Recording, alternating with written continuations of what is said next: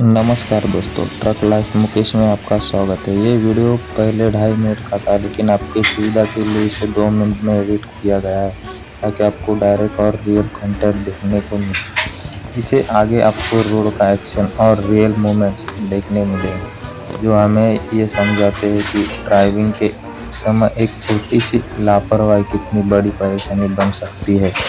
इसलिए वीडियो को ध्यान से देखो और सीख ले।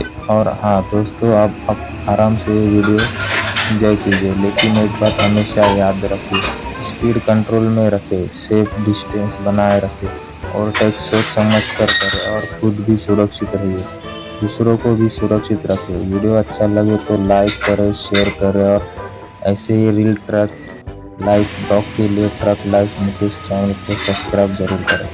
Thank you for watching. और कुछ आपका डाउट रहेगा तो कमेंट बॉक्स में कमेंट करें। धन्यवाद। Enjoy your video.